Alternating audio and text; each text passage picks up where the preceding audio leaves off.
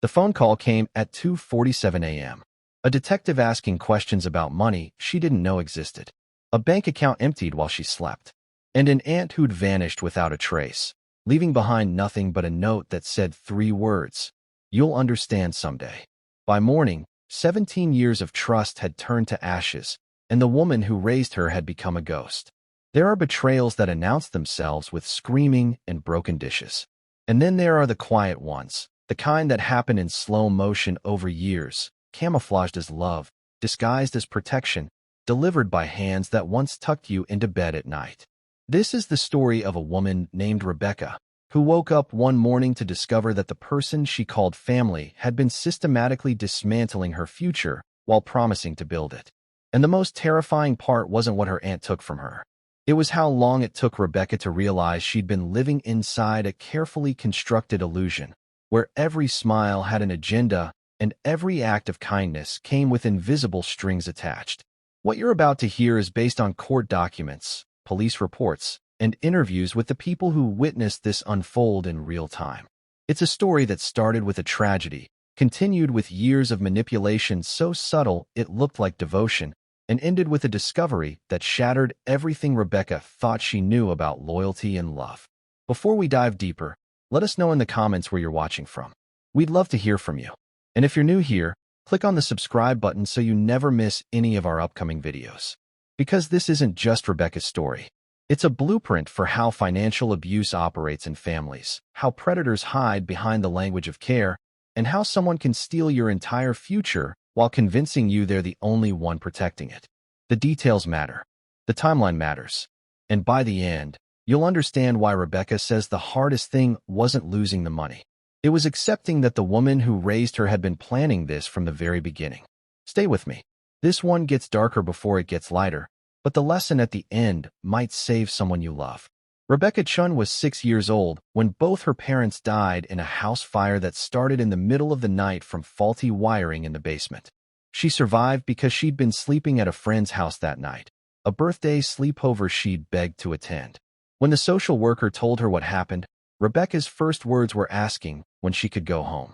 She didn't understand yet that home was gone, that her parents were gone, that the life she'd known had ended while she was eating cake and playing with dolls at someone else's house.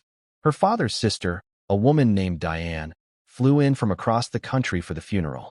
Diane was 38, unmarried, worked as an accountant, and lived alone in a 3-bedroom house in a suburb outside Seattle.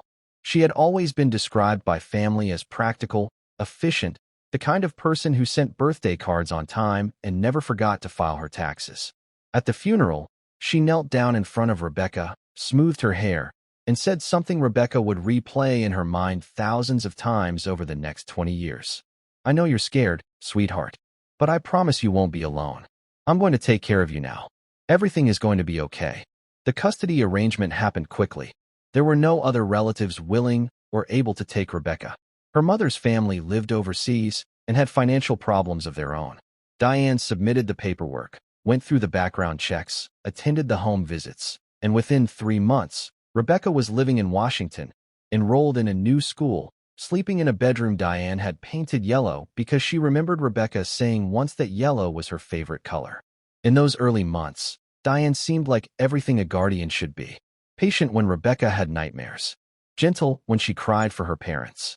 Present at every school event, every doctor's appointment, every moment when Rebecca needed someone to show up. But there were also rules.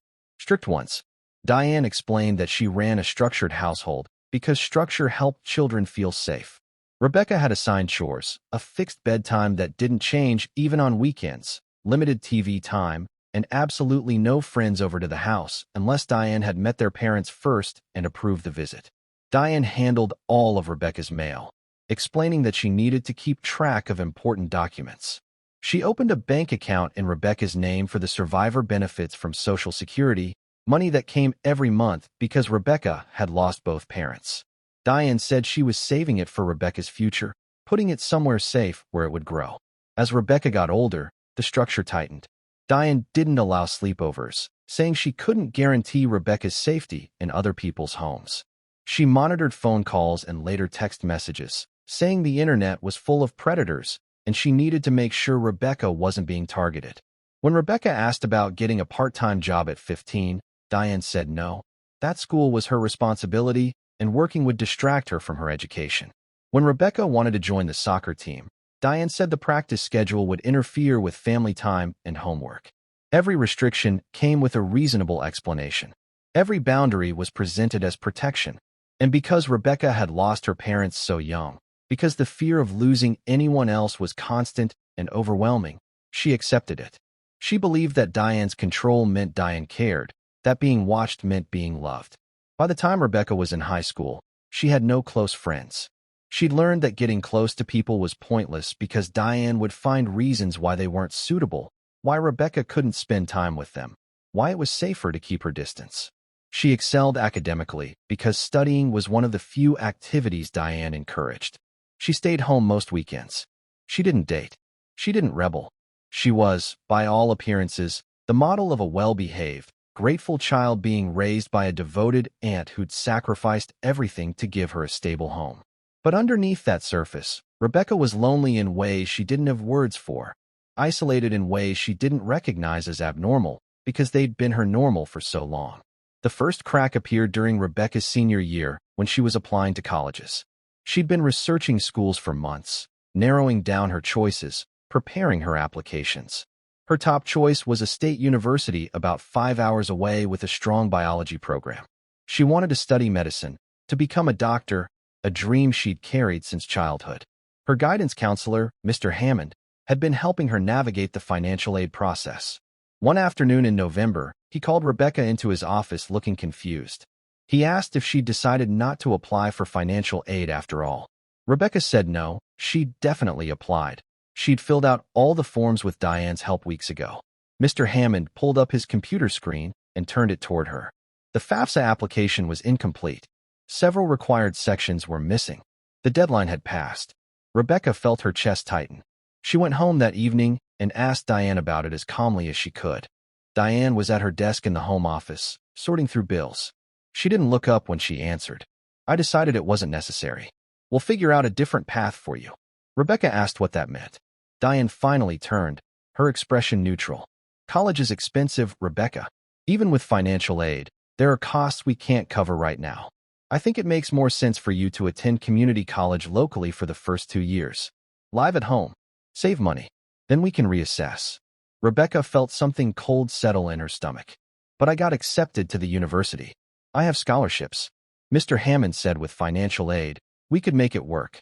Diane's voice stayed calm, reasonable. And I'm saying it's not the right decision. I've raised you for 12 years. I know what's best. This conversation is over. Rebecca didn't argue. She'd learned years ago that arguing with Diane was pointless. But that night, lying in bed staring at the ceiling, she felt something shift. A small voice asking a question she'd never let herself consider before. What if this isn't about money? What if Diane doesn't want me to leave? Over the next few weeks, Rebecca started noticing things she'd dismissed before. Mail addressed to her that Diane would intercept, saying it was junk or advertisements. Forms that needed signatures that Diane would handle without showing her the contents. Conversations about Rebecca's future that always ended with Diane making the final decision. When Rebecca tried to access her bank account online, the one Diane said held her survivor benefits savings, she discovered she didn't have login credentials. Diane had never given them to her. When Rebecca asked about it, Diane seemed annoyed. Why do you need access? I handle all of that for you. It's safer this way. You're not experienced with finances. I don't want you making mistakes that could cost you later. Rebecca said she just wanted to see the balance, to know what was there. Diane's expression hardened. You don't trust me? After everything I've done for you? I've managed your money carefully for 12 years, and now you're questioning me. The guilt was immediate and overwhelming. Rebecca apologized. She said she wasn't questioning anything. She was just curious. Diane softened slightly. I know you're stressed about college, but you need to trust that I have your best interests at heart. I always have. But the seed of doubt had been planted, and over the following months, it grew. Rebecca graduated high school and enrolled in community college as Diane had insisted.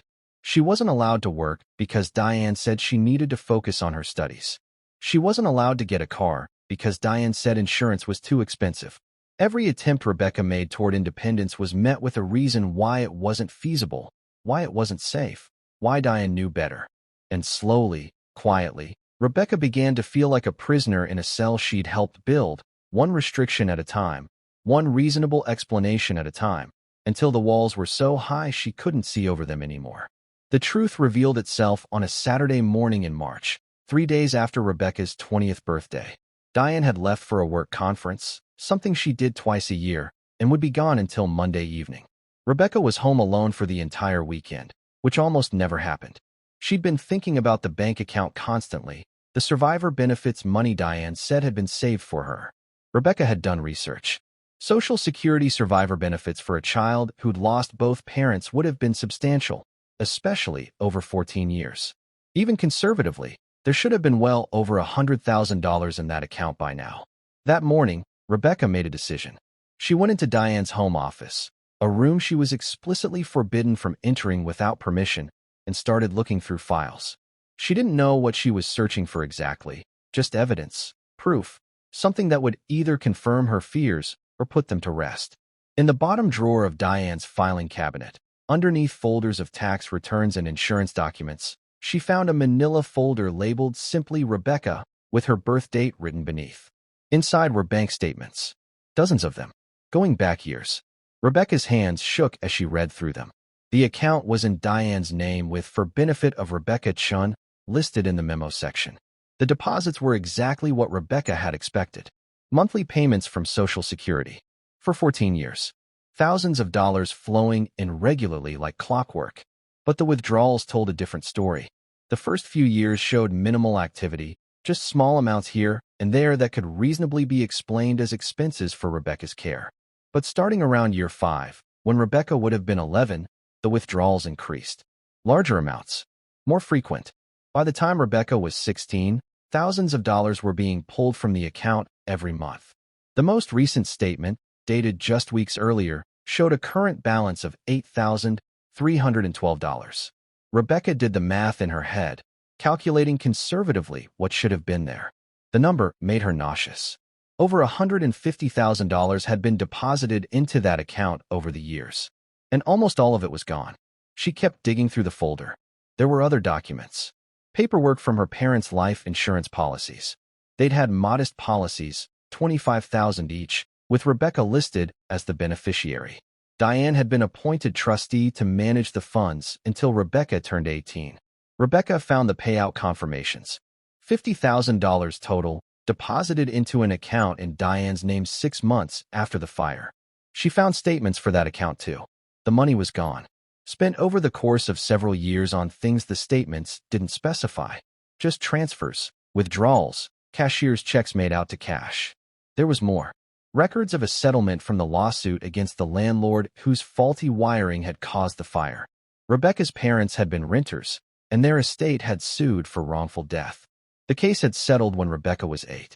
The settlement amount was $215,000, to be held in trust for Rebecca until she turned 21.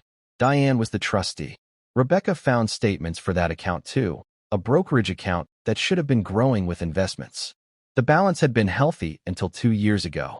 Then the withdrawals started. Large ones. $50,000, $70,000, $30,000. The most recent statement showed $42,000 remaining. Rebecca sat on the floor of Diane's office with those papers spread around her, and the room felt like it was spinning. The math was staggering. Over $400,000. Gone. Spent by a woman who'd convinced Rebecca they couldn't afford college, couldn't afford a car, couldn't afford anything beyond the absolute basics. A woman who'd presented herself as a struggling guardian making sacrifices, when in reality, she'd been living off Rebecca's money for years. Rebecca's mind raced through memories, reframing everything. The new car Diane bought when Rebecca was 15, paid in cash. The kitchen renovation when Rebecca was 17. The vacation to Europe Diane took a loan 2 years ago, saying it was a gift to herself for her 50th birthday. All of it funded by money that was supposed to belong to Rebecca. The betrayal was so complete, so calculated, that Rebecca couldn't cry. She just sat there in the silence, holding evidence of a theft that had been happening in slow motion for over a decade, carried out by the one person she'd trusted to protect her. And the worst part, the part that made her stomach twist, was realizing that this was why Diane had kept her so isolated, so controlled, so dependent. Not because she loved Rebecca, but because she needed Rebecca to stay unaware, to stay grateful, to never ask questions that might expose what was really happening. Every restriction had been designed to prevent this exact moment. And now that it had arrived, Rebecca had no idea what to do next. If this story has your heart racing, comment, "I'm still watching." Let's see who stays till the end. Rebecca spent the entire weekend in a state of shock, barely sleeping, barely eating, just reading through those documents over and over trying to make sense of something that had no good explanation. She made copies of everything, taking photos with her phone, scanning papers at the library, storing everything in multiple places because some instinct told her Diane would destroy the evidence if given the chance. When Diane's car pulled into the driveway Monday evening, Rebecca was sitting at the kitchen table with the folder in front of her. Her heart was pounding so hard she could hear it in her ears. She'd rehearsed what she wanted to say 100 times, but when Diane walked in and saw the folder, everything Rebecca had planned vanished. Diane stopped in the doorway, her expression unreadable. She set her bag down slowly. "You went through my office." It wasn't a question. Rebecca's voice came out steadier than she expected. "I found the bank statements. All of them. I know what you did." Diane walked to the counter and poured herself a glass of water, her movements calm and deliberate. When she finally turned around, her face was composed. "And what exactly do you think I did?" Rebecca opened the folder and pulled out the most recent statements. "You took my money. The survivor benefits. The life insurance. The settlement. It was supposed to be mine, and you spent it. Almost all of it." Diane took a sip of water, her eyes never leaving Rebecca's face. "I spent it raising you. Do you have any idea how much it costs to take care of a child for 14 years? Food, clothing, housing, medical expenses, school supplies. I gave up my freedom to raise you. That money was compensation." Rebecca felt heat rising in her chest. Compensation? It was my parents' life insurance. It was a settlement because they died. It was supposed to help me build a future. You were supposed to be taking care of me because you loved me, not because you wanted to get paid. Diane's jaw tightened. "Don't be naive, Rebecca. Love doesn't pay bills. I could have said no when social services called. I could have let you become someone else's problem. But I didn't. I took you in. I gave you a home. And yes, I used the resources available to make that possible." Rebecca stood up, her voice shaking now. "You didn't just use resources. You stole from me. You kept me from going to college so I wouldn't find out. You controlled every part of my life so I'd never know there was money. You lied to me for years." Diane's expression hardened into something Rebecca had never seen before, something cold and angry and completely devoid of the warmth she'd shown for 14 years. "I didn't lie. I protected you. You were a traumatized child. You needed structure. You needed someone to make decisions for you. And I did that. If you'd known about that money when you were younger, you would have made stupid choices. I managed it responsibly." Rebecca felt tears burning her eyes but refused to let them fall. "Responsibly? There's barely anything left. You spent hundreds of thousands of dollars. Where did it go?" Diane's voice rose for the first time. "It went to keeping this house, to keeping food on the table, to making sure you had everything you needed. I'm not going to stand here and be interrogated by someone who doesn't understand how the real world works. That money was in my name. I was the trustee. I had every legal right to manage it as I saw fit." Rebecca pulled out her phone. "Then you won't mind if I call a lawyer and we review everything together." The room went silent. Diane's face changed, the mask slipping completely. "If you do that, if you go down that road, you'll destroy this family. Everyone will know. Your parents' memory will be dragged through court battles. Is that what you want?" Rebecca's voice dropped to barely a whisper. "There is no family, Diane. There's just you and the lies you've been telling." Diane stepped closer, her voice quiet but sharp. "If you walk away from this house, you'll have nothing. No money, no support, no one to help you. You'll be completely alone. Is that really what you want?" Rebecca picked up her phone and the folder. "I'd rather have nothing than stay here with you." Rebecca left that night with 2 suitcases, her laptop, and copies of every document she'd found. She stayed with a classmate from community college, a girl named Maria who Rebecca barely knew but who didn't hesitate when Rebecca showed up crying and asking if she could sleep on her couch. The next morning, Rebecca walked into a legal aid office and told them everything. The attorney who met with her, a woman in her 50s with kind eyes and a no-nonsense demeanor, listened to the entire story without interrupting. Then she looked at the documents Rebecca had brought and immediately began making phone calls. She contacted the police. She filed emergency motions to freeze the remaining accounts. She started building a case. But when the police went to Diane's house 3 days later to question her about the allegations, she was gone. The house was empty. Not just empty of people, but empty of everything that mattered. Diane's car was gone. Her personal belongings were gone. The filing cabinet in her office had been cleaned out, every document related to Rebecca removed. The desktop computer's hard drive had been wiped.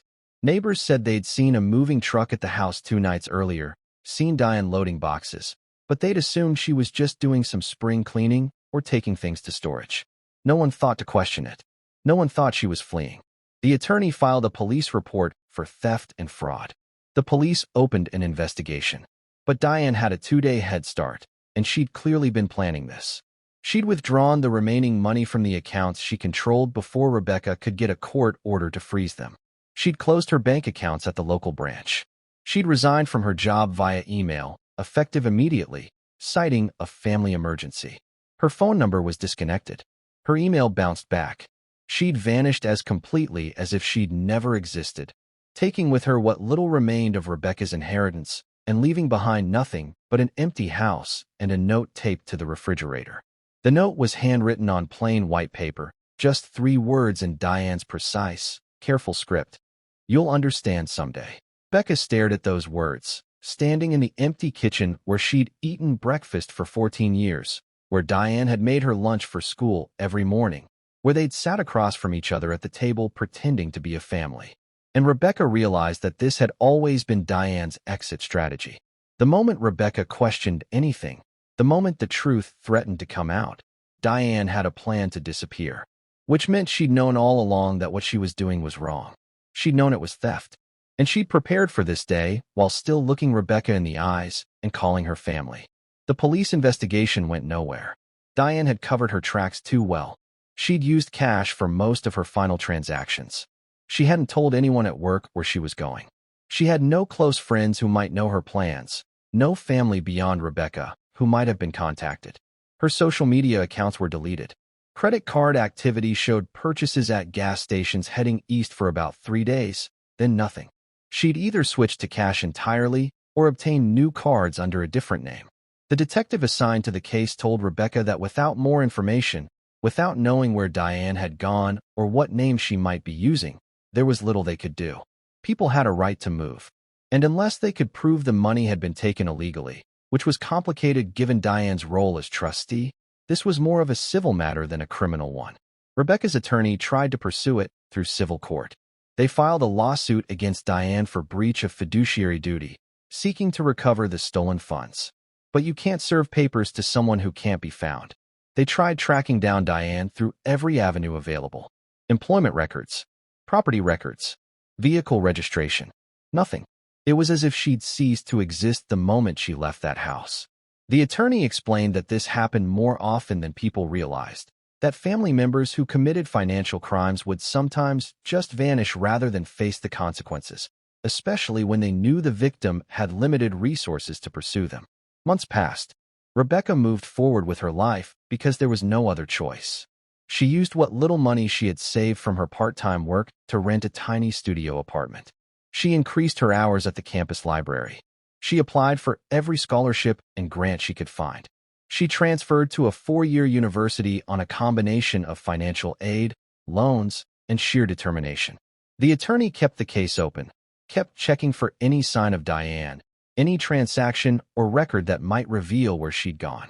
But nothing appeared. Diane had become a ghost, present in Rebecca's life only as an absence, a hole where trust used to be, a question that would never be answered. 2 years after Diane disappeared, a detective from another state called Rebecca.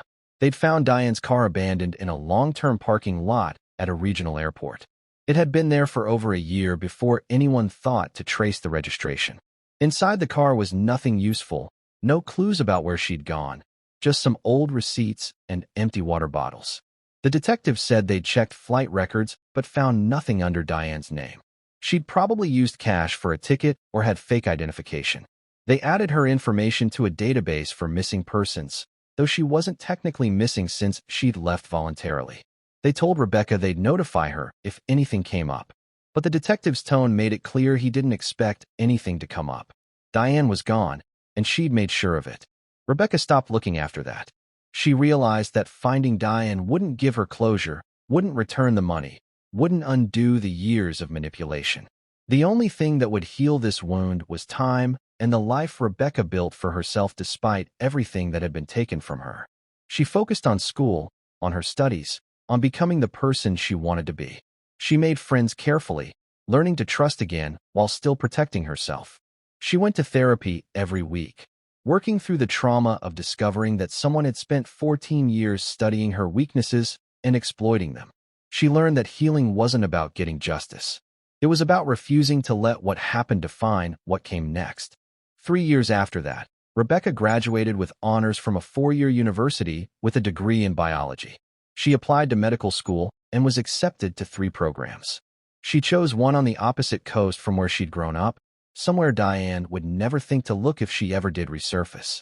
Rebecca worked through medical school, taking on debt she knew would follow her for decades. But debt she'd chosen, obligations she'd accepted for herself rather than having them imposed by someone else. And there was power in that choice. Power in knowing that every struggle she faced now was one she'd opted into rather than one that had been forced on her by someone else's greed. Rebecca is in her residency now, training to become the doctor she always wanted to be. She works long hours in emergency rooms and clinics, seeing people at their most vulnerable, and she says that experience taught her something unexpected. That most people, when they're hurt or scared, want someone to just tell them the truth. Not to sugarcoat it. Not to manipulate them into feeling a certain way. Just honest information delivered with compassion. And she tries to be that person for her patients, tries to give them something Diane never gave her, which is respect for their right to know what's happening to them. She doesn't talk about Diane often. When people ask about her childhood, she says she was raised by a relative who's no longer in her life, and most people don't push further. The few friends who know the full story sometimes ask if she's angry, if she ever wishes she could confront Diane now that years have passed, and she's built a life despite everything. Rebecca says the anger comes and goes. Some days, she feels nothing, like Diane is a character from someone else's story, distant and unreal. Other days, she feels the rage fresh, sharp, immediate, usually triggered by something small like seeing a parent helping their child with college applications or overhearing someone talk about an inheritance they received. But mostly what she feels is something closer to grief. Grief for the childhood she should have had, for the resources that could have changed her trajectory, for the version of herself who trusted completely and believed family meant safety. She says the hardest lesson she learned was that you can do everything right and still be victimized. She was a good kid. She followed rules. She was grateful. She never caused problems. And none of that protected her, because protection isn't earned through good behavior. Predators don't target people who deserve it. They target people who are vulnerable, who have resources they want access to, who can be controlled through isolation and manipulation. And often, those predators are family members, people with built-in trust and legal authority, people everyone assumes must have good intentions because why else would they take on the responsibility of raising someone else's child? Rebecca now volunteers with a nonprofit that helps young adults who've aged out of foster care or guardianship situations. She reviews financial documents with them, teaches them how to read bank statements and investment accounts, helps them understand what they're entitled to and how to protect it.